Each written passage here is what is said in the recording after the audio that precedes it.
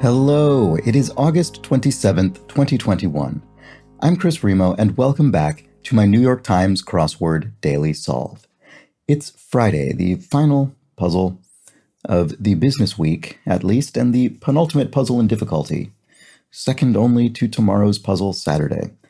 I had one of those mornings where it was tough to roll out of bed for whatever reason, and I'm actually under a bit of a time constraint this morning, so hopefully these two things do not cause a disaster. Hopefully I can get through this puzzle in a reasonable amount of time. But before I attempt to do that, I wanted to address some comments from yesterday's puzzle. Pasco points out the three R's, as referenced in yesterday's puzzle, are reading, writing, and arithmetic. So writing starts with an R sound, but obviously has a silent W, and arithmetic has an R at the beginning. So yeah, reading, writing, and arithmetic. A little bit tortured, but I suppose that's what it is. Brandon Jordan followed up with the wry comment, apparently not spelling, though. Yes. And this one is very interesting and shows how much of a complete hash I made of the answer around mho, the unit of conductance, I suppose, or yes. So I was thinking it had something to do with Greek letters, and I wasn't really correct, but there is an indirect relationship, as Daniel Morsing points out. Mho isn't related to Greek letters, at least not directly. Electric conductance is the inverse of electric resistance, a property measured in ohms, named after George Ohm, a pioneering physicist in electricity. So that's the part I did know. What I didn't know, and this is very amusing, since conductance is the inverse, it is only apt that the name also be the inverse. MHO is OHM spelled backwards. Further to this, mho is written symbolically as an inverted omega to Ohm's regular omega.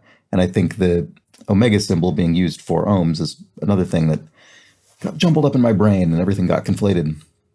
So, Daniel continues, the SI committee obviously thought this was too much fun and decided to introduce the unit Siemens instead, which denotes the same thing, but mho still shows up in some electronics contexts.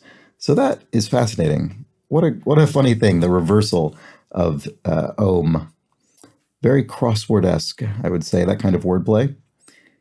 And Oliver Redlick pointed out regarding the theme of yesterday's puzzle, the cross-country tour around the world, that the four letters in the blanks seem to make up another country, Iran, I-R-A-N. That's neat, he says, and I agree. And the expos and nats, this came up, strangely enough, twice this week, once in the bonus puzzle from Lollapuzzoola, if you didn't watch that video, and then again in yesterday's ordinary New York Times puzzle, expos and nats were referenced, and Bradley says, your guess about Expos and Nats was correct. The former Major League Baseball team, the Montreal Expos, moved to D.C. in the early 2000s and became the Washington Nationals, who are often referred to as the Nats. And Thomas Burton points out that he left this exact comment about that clue on the bonus puzzle, which I didn't end up reading, I suppose, because there wasn't a direct follow-up to that puzzle. Chaz Maru points out that ANA stands for All Nippon Airways, the Japanese major airline. The company's international name is a slightly awkward translation of its Japanese name, which they adopted once their flight network expanded to cover Zen Nippon, the entire country of Japan. The company's odd flight code NH is inherited from the company's original name, Nippon Helicopter. That's funny. It is probably just a nice coincidence considering today's geographical theme, but ANA intersected with the similarly named Pan American Airlines in the grid. Probably not a coincidence. I suspect the constructors saw that. They do that sort of thing, and it's always fun. Anyway, that's enough of that. Let's move on to today's Friday crossword by Robin Weintraub. Robin Weintraub, that's certainly a name I have seen on a number of crosswords in the past. So an experienced setter today. Are we ready to get started? Yes. Okay. What takes a licking and keeps on sticking? A stamp, maybe? Could lick a stamp to activate the adhesive. Ink containers. Could be sacks if they're in a squid or something like that. Anatomical sacks. Mahjong piece is a tile. Middle child on ABC's Modern Family. Not sure about that one. Hopefully the name is not unusual and we can get it with crosses. Supermarket section. Milk? Doesn't seem quite right. Choreographer who posthumously received the Presidential Medal of Freedom in 2014. Alvin Ailey, I assume this is. And sorry, supermarket section is, of course, meat. What was I thinking? The only remaining wonder of the ancient world, for one. Well, for one means it's singular. It must be a pyramid, one of the pyramids. Stargazers need. A stargazer certainly needs a clear night. Let's check this cross as well. Hookups for a camera. Hookups for a camera. So hookups might mean an impromptu romantic involvement. I think it might have something to do with sects, and the middle child here would then be Alex, but I don't really see what the rest of this answer is.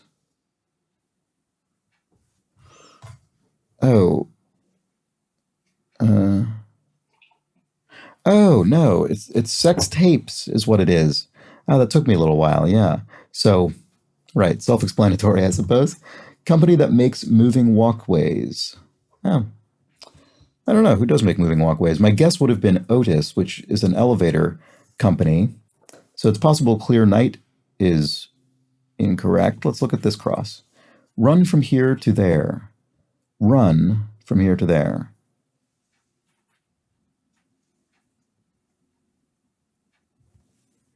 Not sped, obviously.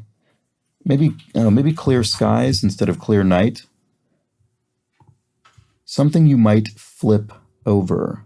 It's either something you might flip over onto its other side, or something over which you might flip. You might really lose it over this. Not that that's helping me just yet. Stuck up couples at weddings.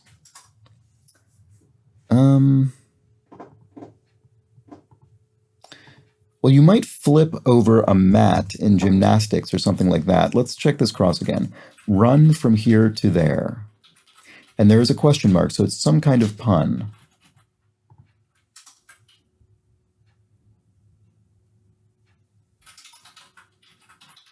What am I missing about this? Oh, a span, maybe? In other words, a span, anything that goes from one to another point, maybe. Company that makes moving walkways. So I do suspect this is Otis, as I say, a famous long-standing elevator company. First word in a classic song from The Sound of Music. Could it be the song that lists the musical notes? Doe, a deer? Maybe? Doe, a deer, female deer. Bars that close. So this is a musical clue. This means bars as in measures of music, bars of music. And by close, it means ends. So this is not referring to a drinking establishment that has last call. It's referring to some measures of music that would conclude a piece, a coda. Stuck-up couples at weddings. This looks like cake. Cake toppers, the bride and groom that are stuck up in the top of the cake. Scores. A ton. So this is scores, not meaning earned points in a game or something, but rather scores meaning many of this thing. Score meaning 20 of something. So a whole ton, this is informally means. Hey, I'm talking to you. Answer me. Some of you might be yelling that at me when I'm failing to get something that should be more straightforward. Over the hill with up. Could this be over the hill meaning past a certain age, maybe? Or it could be over the hill in a more literal physical sense, certainly. Rock on the edge. Not sure. What can follow plus minus? An estimate? I mean, often you'll see plus or minus 5 or something, meaning that the number that's been given is correct within 5 in either direction. But I'm not seeing what this is just yet. Let's come up. Let's look at the crosses we skipped right over. Sandpaper specification. This is probably grit. The fineness of the grit of the sandpaper. In other words, you could have very coarse sandpaper, very fine sandpaper, depending on where in the sanding process you are. Resident of Nintendo's Mushroom Kingdom. So this would be from a Super Mario game. It could be Toad as a character. Greek goddess who could turn water into wine. Chef Lewis who wrote The Taste of Country Cooking. Not sure. Over the hill with up. Well, the D is okay because it could end in, it could be past, sort of the past tense description. Not completely confident about Toad. I'm more confident about grit. So let's see. Crosses a line. Goes over, yeah, I don't know. Don't be misled by this. A red herring, perhaps? A feature in the plot of usually a mystery story of some kind that throws you or the characters in the story off the scent and isn't actually relevant to the mystery in question. Kind of circle. Could be an inner circle. Rock on the edge. Yeah, I don't know what rock on the edge is getting at. Over the hill. Oh, sorry. I didn't properly take into account the up. That was a huge oversight. Washed up. In other words, past your prime. Over the hill. Chef Lewis, who wrote The Taste of Country Cooking. It looks like it must be Edna, right? So does that help us here? Crosses a line. Well, it could be goes. Oh, and then Greek goddess who could turn water into wine. So this, oh no, like that, is a prefix dealing with wine. So that actually makes perfect sense. Blank lingus, this is the Irish national airliner, Aer Lingus, spelled A-E-R. Oh, I see, rock on the edge. So this is a verb, not a noun. To rock, in other words, to sort of sway back and forth, to teeter. If you're rocking on the edge, you're teetering. Crosses a line. What can follow plus or minus? Ah, it's exactly the thing that I said, but I couldn't bring to mind the phrase. Actually, I didn't really try to, so that's entirely my fault. This would be the margin of error. Margin of error. You'll see that in polls often, right? You'll see a poll that ended up 52%, say, but there's a margin of error of 5, so it's 52 plus or minus 5. It's calculated relative to the speed of sound. I think this is Mach. So Mach 1, I suppose, is precisely the speed of sound. And so supersonic aircraft have to be able to travel at least at that speed. Ingredient in the skincare aisle. This comes up pretty frequently in crosswords. This is aloe, the plant that is used in many medicinal contexts. View from the Oval Office. So this is the Oval Office of the White House in Washington, D.C., seat of executive power in the United States. And I don't actually know the layout of the White House particularly, but you hear in news conferences and so on are often given in the Rose Garden. So I think that's probably what that is. There's one of those in London as well. Number 10 Downing Street, I think, has a Rose Garden also. Not just in one's head.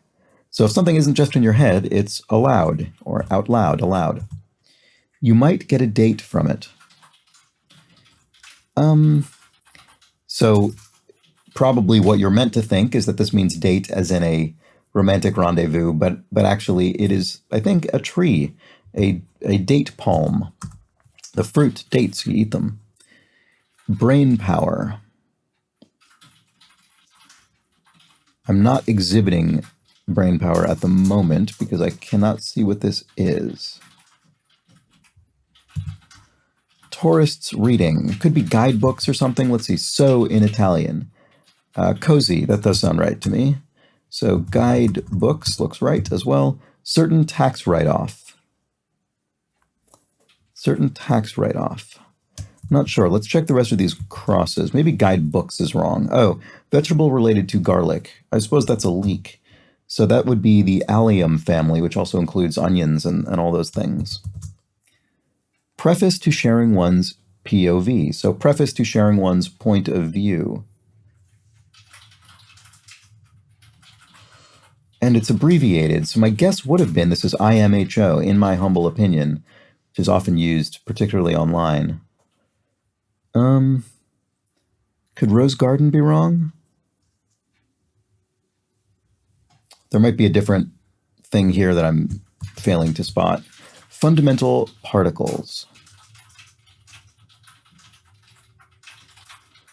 Not sure. Daniel and the Lion's Den painter, 1615.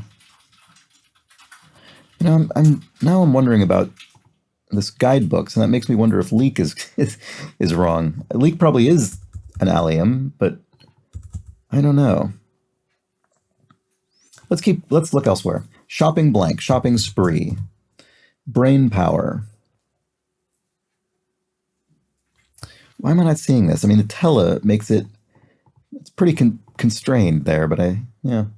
Ludicrous display would be a farce. Did you see that ludicrous display last night?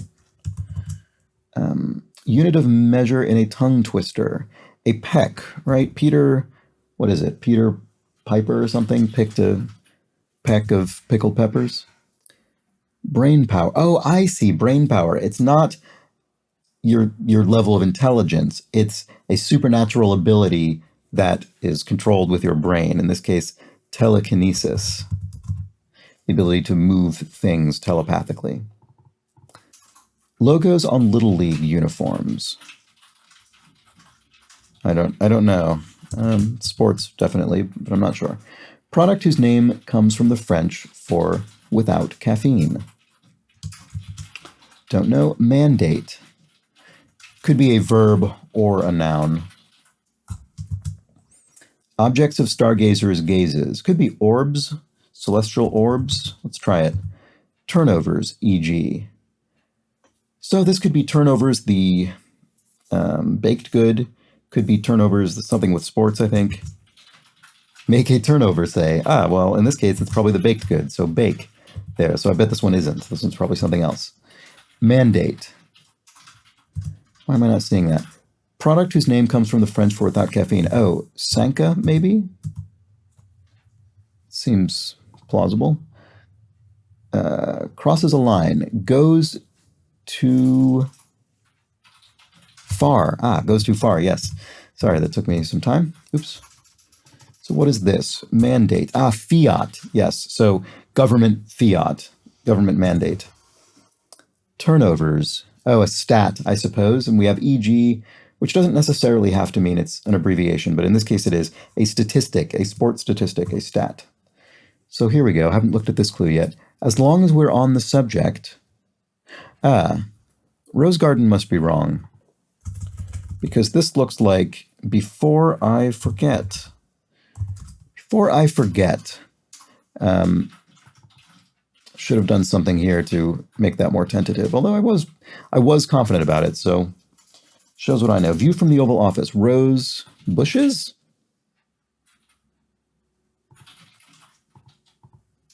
Swamp. Oh, a fen. Yes, of course. Logos on Little League uniforms. I don't know. Sport something maybe? A new beginning. So this means a prefix. In other words, a beginning to words that means new, neo. Applies a salve to. Ah, this might have aloe involved and would help soothe your pain. So soothes, applies. Sings to the rafters. Not sure just yet. Really? Too vague and too long for me to have a good guess.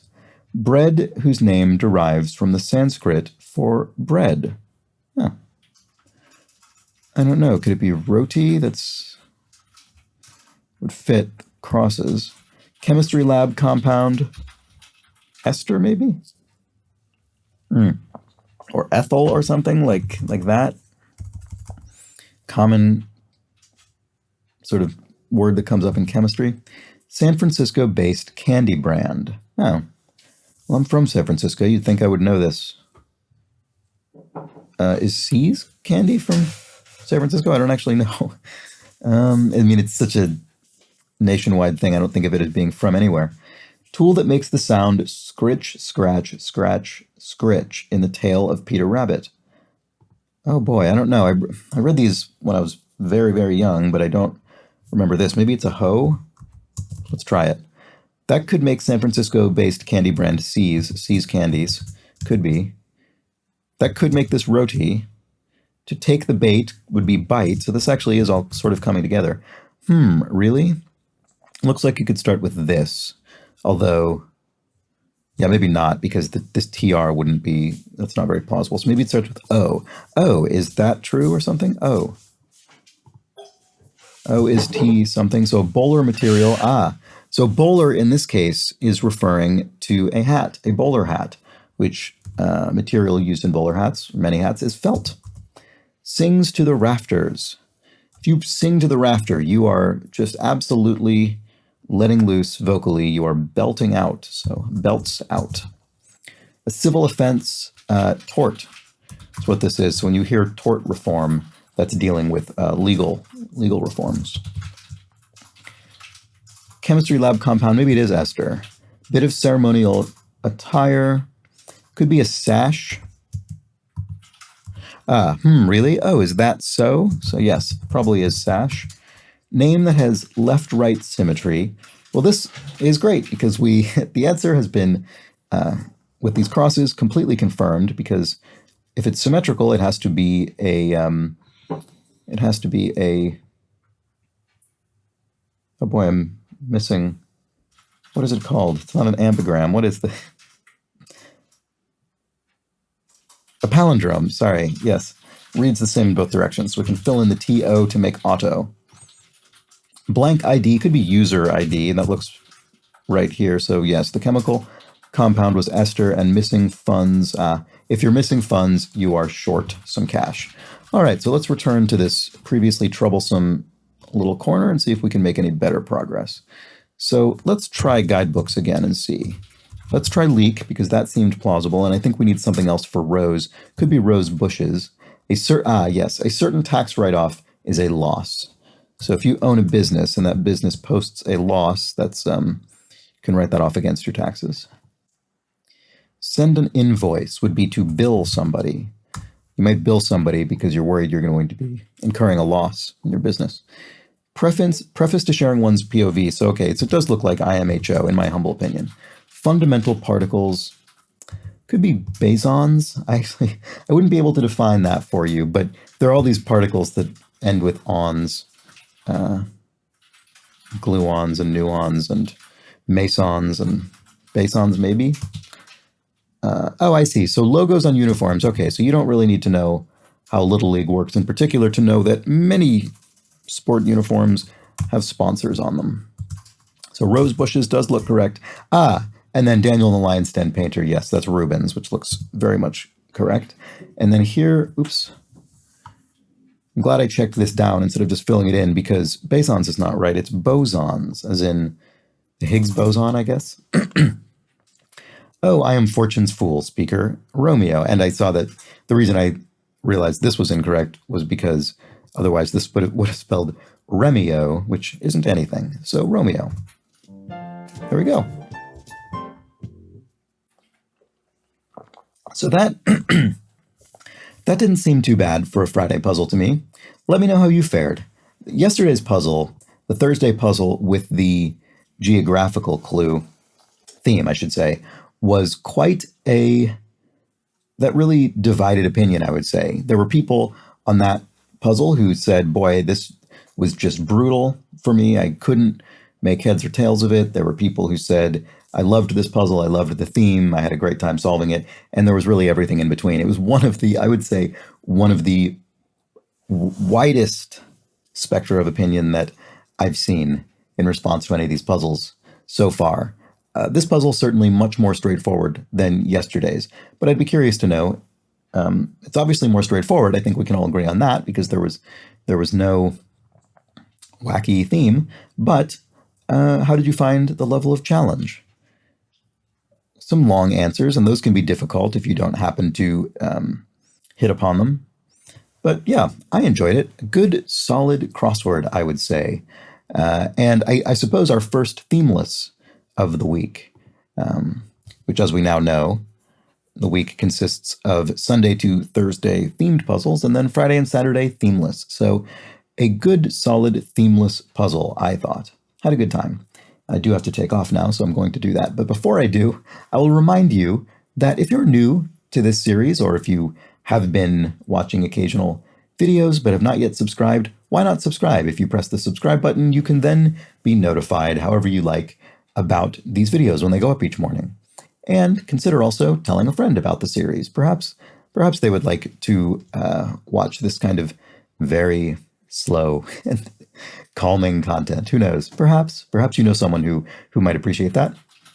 And if you do appreciate it considerably, why not toss me a couple of quid or a few bucks through my Ko-fi donation page linked underneath each video in the description field, where you can make a donation in an amount of your choosing on a one-off or monthly recurring basis. And thank you so much to everybody who has done that, particularly those recurring monthly donations. That is the thing that I hope is going to help make this all sustainable over time. And I know that obviously not everybody is in a position to make those kinds of donations, especially these days. There's absolutely no problem with that whatsoever. It makes me all the more appreciative of the people who do, of course. So thank you to everyone for that, and thank you for watching this edition of the Daily Solve.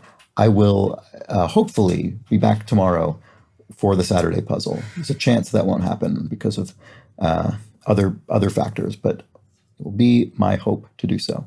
All right, until that point, until I see you on Saturday or Sunday, I suppose, have an excellent rest of your Friday. Take care.